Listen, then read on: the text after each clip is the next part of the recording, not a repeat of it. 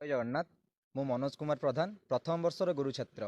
ଜ୍ୟୋତିଷ ବିଶାରଦ ପଣ୍ଡିତ ବାଇକଳିଙ୍କ ବିଷୟରେ କିଛି ମୁଁ କହୁଛି ଆଜି। ଜ୍ୟୋତିଷ ଶାସ୍ତ୍ର ଯେ ଗର୍ବିତ ବୋଲାଏ ଜନମାନସରେ ତାଳି, ସ୍ରଷ୍ଟା ନୁହେଁ ସେ ଶ୍ରେଷ୍ଠ ପରିଚୟ, ନାମ ତାଙ୍କ ବାଇକଳି। ପଣ୍ଡିତ ବିଶାରଦ ଅନେକ ଗ୍ରନ୍ଥ ଲେଖିଥିଲେ, କିନ୍ତୁ ତାଙ୍କ ଗ୍ରନ୍ଥ ମଧ୍ୟରୁ ସବୁଠାରୁ ଶ୍ରେଷ୍ଠ ଗ୍ରନ୍ଥ ତାଙ୍କର ଥିଲା ଜ୍ୟୋତିଷ ସାର ରତ୍ନାବଳୀ। ଜ୍ୟୋତିଷ ସାର ରତ୍ନାବଳୀରେ ଗୋଟେ ଛୋଟ କଥାଟି ଲେଖା ଅଛି, ପଣ୍ଡିତ ଅଧିକ ନାରୀ ଶିକ୍ଷା ଉପରେ ଧ୍ୟାନ ଦେଉଥିଲେ, କାରଣ ଶିକ୍ଷା ବିହୀନେ ଯେମିତି ଅନ୍ଧାର ଘରେ ଗୋଟେ ଆଲୁଅ ଜଳିଲେ ସେ ଅନ୍ଧାରଟା ଦୂରୀଭୂତ ହୋଇଯାଏ, ସେମିତି ସମାଜରେ ଶିକ୍ଷା ବିନା କିଛି ଦୂରୀଭୂତ ହୋଇନାହିଁ। ବିନା ଶିକ୍ଷାରେ ଆମେ କୌଣସି କାର୍ଯ୍ୟ କରିପାରିବା ନାହିଁ।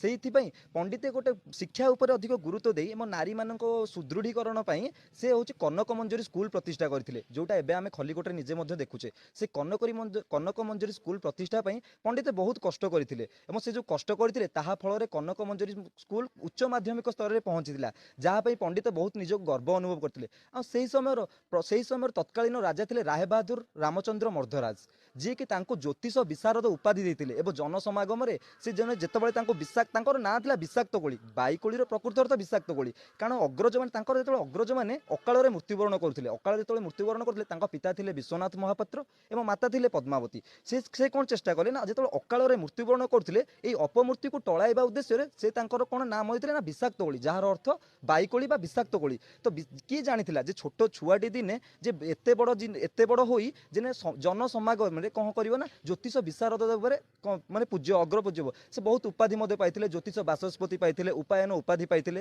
ଏବଂ ସେ ଶେଷରେ ଗୋଟିଏ କଥା କହିଥିଲେ, ଗୃହ ସଂସାର ଠାରୁ ଉଦାସୀନ ରହି ସତ୍ୟ ପଥରେ ଆଗେଇ ଚାଲି କର୍ମ କରିଚାଲିଲେ ଦିନେ ନା ଦିନେ ସଫଳ ପାଇପାରିବ। ଏତିକି କହିକି ମୁଁ ବର୍ତ୍ତମାନ ଧନ୍ୟବାଦ।